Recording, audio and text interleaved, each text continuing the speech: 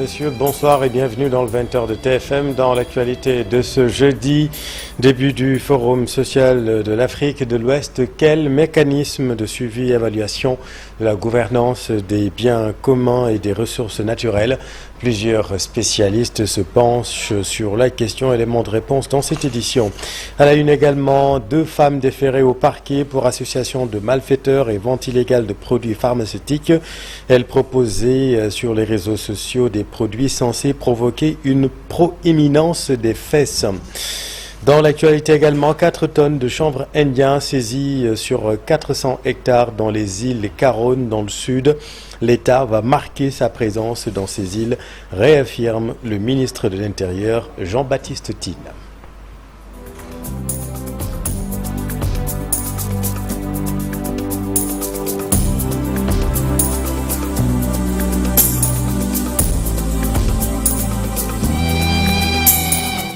Quel mécanisme de suivi, évaluation de la gouvernance des biens communs et des ressources naturelles? Plusieurs spécialistes se penchent sur la question à l'occasion du Forum social de l'Afrique de l'Ouest ouvert ce jeudi. Élément de réponse dans ce reportage de Dissa Prera. C'est un forum qui s'articule autour de la gouvernance équitable, transparence et participative des biens communs et ressources naturelles que possède l'Afrique. L'Afrique est en train de saigner, mais l'Afrique reste encore debout. Et c'est à vous de maintenir naturellement ce cap. Nous avons beaucoup de ressources humaines, beaucoup de ressources naturelles, mais nous constituons pratiquement le continent le plus pauvre. Pourquoi ? Parce que nos matières ne sont pas transformées sur place. Les Européens et les autres, ils viennent prendre nos ressources humaines, ils les amènent et nous les amènent le produit fini que nous achetons très très cher. Donc je crois que ce forum-là doit être entendu, compris comme un tam-tam collectif qui doit résonner pour la paix, pour la souveraineté, mais également pour la justice. Aujourd'hui, les enjeux et défis dans un contexte de guerre et de tensions en Afrique et dans le monde, et comment bien gérer nos ressources naturelles, mais aussi dans la transparence. Était sur la gestion des ressources naturelles. Nous savons qu'en Afrique, la gestion des ressources naturelles, au lieu de générer automatiquement le développement, nous a souvent conduit à des guerres, à des tensions sociales. Et le Forum social ouest-africain va discuter pendant 3 jours sur ces questions. Par les temps qui courent, vous l'avez suivi, avec toutes ces guerres qui se développent, il est temps que justement des voix s'élèvent pour qu'on revienne vraiment au respect du droit international, qu'on revienne à la paix et la négociation et la solidarité entre les peuples. Donc ces voix alternatives sont très très très importantes. Le Forum social de l'Afrique de l'Ouest se veut un espace qui fédère les luttes alternatives pour une Afrique résiliente, solidaire, mais aussi démocratique. Gestion des déchets issus des systèmes solaires et photovoltaïques. Une étude renseigne que la situation risque de s'aggraver si l'on y prend garde. Suivons là-dessus le professeur John Cobor avec Dissa Prera. Nous avons remarqué qu'aujourd'hui, le solaire, particulièrement le solaire photovoltaïque, est une ressource énergétique qui attire beaucoup, qui fait qu'il y a beaucoup d'implantations qui se font. Et si on ne prend garde, il arrivera un moment où nous allons nous retrouver à la fin de vie de ces déchets, de ces infrastructures qui deviendraient des déchets. Alors l'idée de l'ANER, c'est de prendre les devants pour préserver l'environnement, pour assurer la sécurité des personnes et des biens concernant ces composantes qui pouvaient devenir des déchets dangereux pour les personnes, mais aussi pour les biens. Donc nous voulons prendre le devant comment? En faisant seulement une étude d'impact, une étude de la quantité de déchets qui est prévisible d'ici 10 ans. Ça va nous permettre de savoir est-ce qu'il est temps de mettre en place des industries qui sont capables de réutiliser, qui sont capables de recycler, mais qui sont capables aussi d'atténuer l'impact de ces déchets-là sur l'environnement. Dans l'actualité également, la journée internationale de la drogue célébrée aujourd'hui 26 juin 2025 au Sénégal. Le thème porte sur la prévention de l'usage de la drogue en milieu scolaire, une approche inclusive et participative pour préserver l'avenir de la jeunesse. Nous avons donné la parole à des apprenants à Saint-Louis du Sénégal, suivi ce micro-trottoir réalisé par notre équipe sur place. Organiser des journées de sensibilisation pour sensibiliser les élèves, les professeurs aussi, de nous conscientiser.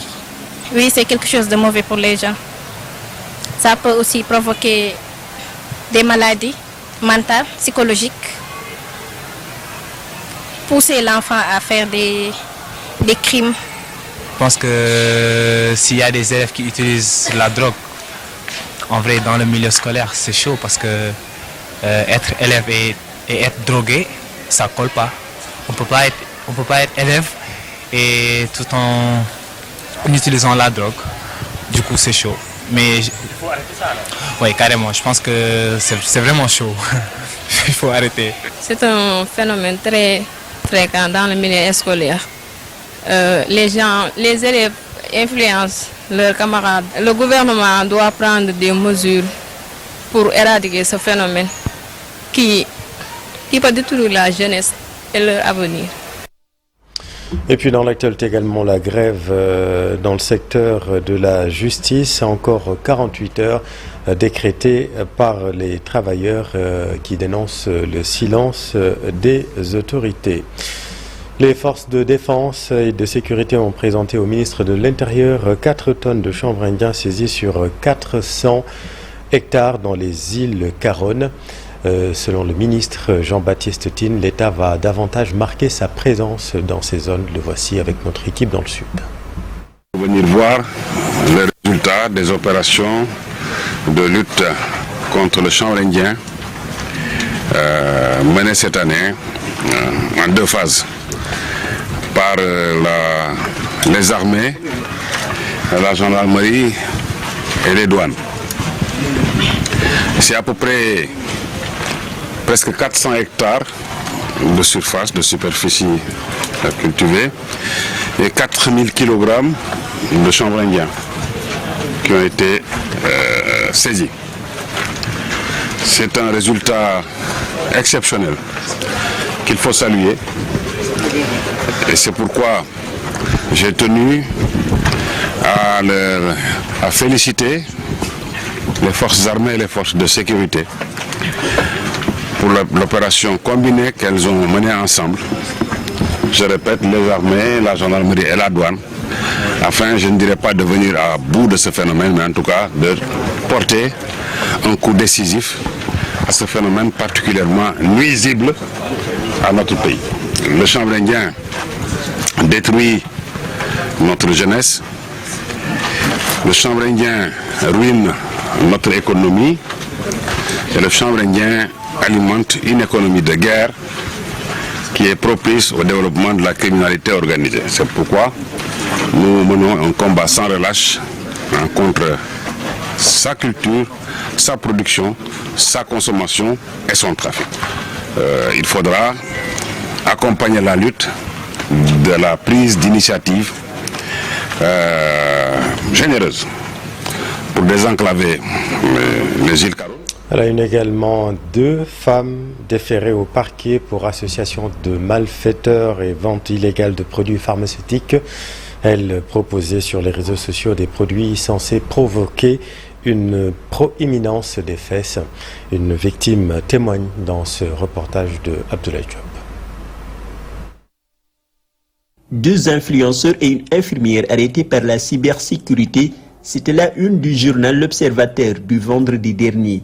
Ce lundi, le journal Libération est revenu en détail sur l'affaire. Selon l'enquête menée par la division spéciale de la cybersécurité, la DSC, en collaboration avec l'agence sénégalaise de réglementation pharmaceutique ARP, Zeynep Bao alias Bin2 sur TikTok et son assistante Adam Diaye ont été déférées au parquet. Elles sont poursuivies pour association de malfaiteurs et vente illégale de produits pharmaceutiques. Bin2 proposait via ses réseaux sociaux des injections pour gonfler les fesses, les hanches, les seins ou aplatir le ventre. C'est une de ses clientes, MD Thiam, qui a permis de faire éclater l'affaire. Elle a confié avoir payé 105 000 francs CFA pour une injection destinée à augmenter ses fesses. D'après les enquêteurs, la plupart des produits utilisés proviennent de pays comme la Malaisie sans aucune autorisation légale. Déjà au mois de mars dernier, notre enquête s'est intéressée à Bin2 après qu'une victime s'est exprimée lors d'un live animé par les TikTokers médecins conscients.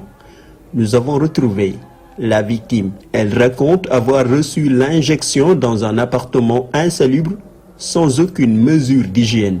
Le produit injecté, de l'acide hyaluronique, a entraîné des complications graves. Quelques jours après, elle a dû être hospitalisée en urgence. Nous avons rencontré le médecin urgentiste qui l'a prise en charge. Elle a eu à développer une infection, d'accord, une suppuration profonde au niveau bilatéral des deux côtés des hanches. Et on a dû l'amener au bloc opératoire, inciser, enlever tout, puis nettoyer, l'hospitaliser. On l'a mis sous 3 antibiotiques pendant 5 jours. Et voilà, après on a fait les suivis post-op. Que risquait-elle? Oui, bien en fait, quand quelqu'un fait une infection sévère, le risque c'est que la personne peut décéder suite de cette infection. L'infection déjà, c'était au niveau des muscles. D'accord, ça s'est propagé dans le sang. Après, ça pouvait aller dans n'importe quel organe, le cœur, le cerveau. Et voilà, la personne peut faire un choc septique et décéder des suites de cette infection. Ce qui a le plus marqué la victime dans l'appartement où elle a pris des injections, c'est qu'il y avait de nombreuses femmes, dont des jeunes filles âgées d'à peine 16 ans. Merci Abdoulaye. Pas de pénurie de sucre au Sénégal malgré ce démenti formel du ministère du Commerce. Le produit est quand même rare sur le marché. Vous allez le voir dans ce reportage de Habib Faye.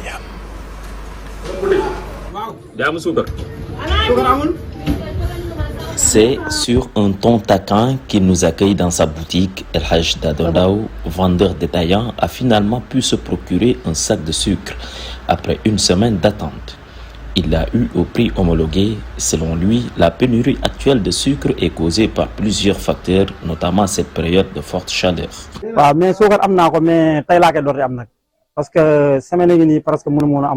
Mon stock de sucre était épuisé ces derniers jours. Le produit était introuvable ou vendu à des prix chers sur le marché. Ce n'est que ce matin que j'ai pu acheter un sac au prix fixé par l'État du Sénégal. Malgré cette pénurie, il a tenu à maintenir le prix du kilogramme de sucre. Il dit ne pas vouloir commettre d'infraction. Actuellement, je vends le kilogramme de sucre à 600 francs. C'est aussi simple, je me conforme à la réalité du marché et je suis en même temps en règle. La Fédération des boutiquiers du Sénégal, elle, appelle à la responsabilité. Son président exhorte les membres à se procurer le sucre au prix homologué et surtout à ne pas répercuter la pénurie sur le consommateur. Ce ne sont pas les détaillants qui ont augmenté le prix du sucre. Cette année, nous félicitons tous nos membres. Depuis l'homologation du prix, la majorité a respecté les consignes. Certes, avec la loi du marché, certains produits, comme l'huile, peuvent varier malgré une régulation. Mais pour le sucre, les prix tournent entre 650 et 700 francs le kilo, ce qui reste dans les marges acceptables. Nous rappelons à nos membres de ne pas acheter du sucre à des prix excessifs.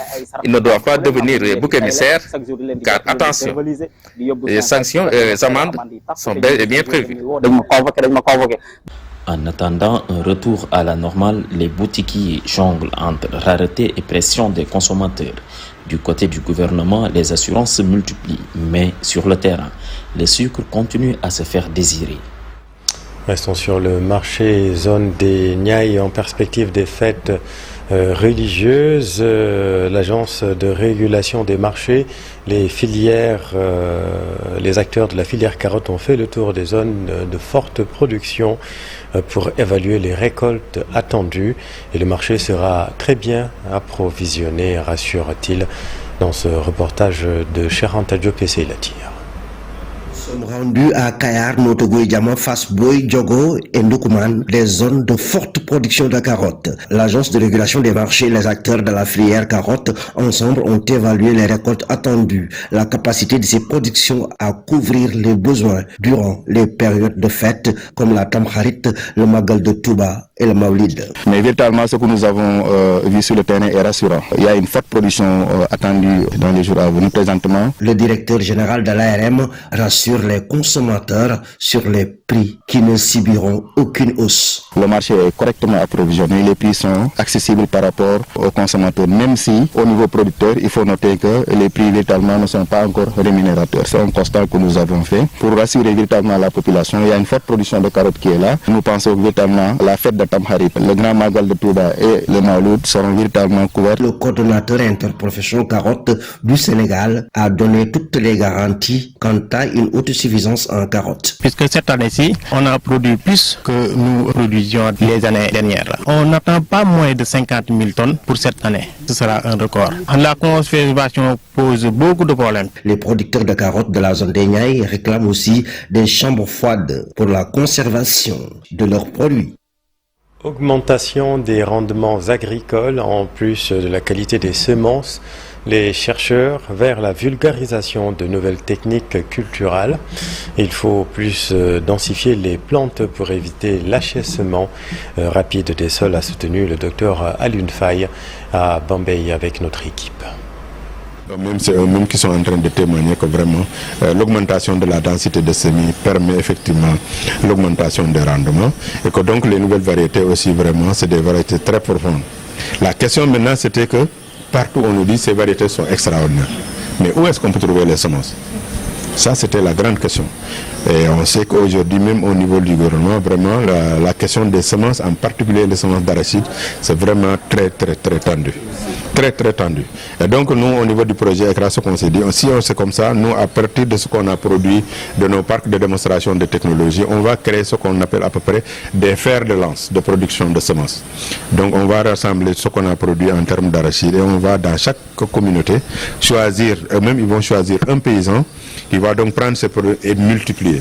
Ce qui est très important, je pense que les gens ont compris, c'est que les projections montrent que dans les 10 ans à venir, ces pluies-là justement vont diminuer. Je disais en taquinant les paysans tout de suite que nous ne sommes pas Dieu. On ne fait que des projections, c'est Dieu qui décide finalement. Mais si ça se confirme, il faut qu'on commence à s'habituer à changer de pratique, parce que sinon ça ne va pas aller. Si déjà on se plaint que les pluies ne sont pas nombreuses, si dans les 10 ans on dit que ça va diminuer, ben, il faut qu'on commence à réfléchir sur ces... Et donc cette réflexion-là justement va aller dans le sens effectivement des pratiques, comme l'augmentation de la densité de semis, mais aussi des variétés précoces qui peuvent peut-être aller dans ce changement climatique-là. Et puis un mot de sport sous la coordination opérationnelle de Sport Impact en collaboration de l'Institut supérieur de management qui a accueilli le lancement officiel Tagat 2026. C'est une initiative du ministère de la Jeunesse et des Sports avec l'appui de l'Agence française de développement. Reportage de Cher Sadibou Diarra. Formé, accompagner, responsabiliser les acteurs du sport sénégalais à tous les niveaux. L'aspiration du programme Tagat 2026, une initiative de Sport Impact pour répondre aux exigences de qualité, de gouvernance. Des instituts de formation de l'INSEPS, du CNEPS et également de l'Université Gaston Berger, avec cette logique d'outiller les acteurs sur le terrain, au sein des fédérations, au sein des différents clubs et acteurs qui font vivre le sport sénégalais pour qu'on puisse demain en faire un sport plus performant, plus impactant au bénéfice de la jeunesse. Donc je suis ravi avec mon équipe Sport Impact de procéder à la coordination de ce programme qui va s'étaler sur une période d'1 an et demi, 2 ans environ, avec l'idée vraiment de faire monter en gamme finalement cet écosystème sportif pour qu'on puisse ramener des médailles, ramener des titres, organiser plus de grandes compétitions internationales ici au Sénégal, dont une prochaine Coupe d'Afrique. Un plan d'action de plusieurs étapes, structuré par l'Institut supérieur de management, qui qui va s'appuyer sur des experts nationaux et internationaux pour la réussite. Des appels à projets qui mobiliseront des financements à destination du mouvement sportif, un concours national qui mobilisera la jeunesse au sein des instituts de formation et un certain nombre aussi de processus de digitalisation des fédérations du mouvement sportif pour, encore une fois, monter en gamme et être plus efficace au quotidien. Un diagnostic a été réalisé et c'est de là qu'on a pu identifier les modules de formation les plus adaptés pour répondre aux attentes et faire monter en gamme l'écosystème. Et je pense qu'aujourd'hui, on a un horizon qui est là, on est dans le vif du sujet à quelques mois de ces prochains Jeux Olympiques et on va faire en sorte d'atteindre ensemble tous nos objectifs. Le programme TAGAT, au coût de 650 millions de francs CFA, bénéficie de l'appui de l'Agence française de développement. Nous aussi, nous structurons donc avec ce projet l'écosystème sénégalais et nous participons avec les fédérations à la formation de sportifs, notamment la fédération de rugby, la fédération de volleyball et de judo. Et TAGAT est la première étape, une des premières étapes de cet édifice dont nous espérons qu'il conduira à des Jeux Olympiques de la jeunesse magnifiques et magnifiant les sportifs sénégalais. Le rayonnement continu du sport sénégalais, l'ambition du programme TAGAT 2026, un projet qui va participer à l'héritage des JOJ Dakar 2026 à travers la professionnalisation des acteurs, la structuration et la modernisation des instances. C'est la fin de cette édition, merci de l'avoir suivi. Dans un instant, Soir d'Info, la suite avec ce soir le docteur Oumar Sow, coordinateur de la cellule de communication au ministère de la Santé et de l'Action sociale et Cheikh Seck, porte-parole de la Fédération des syndicats de la santé. À tout de suite.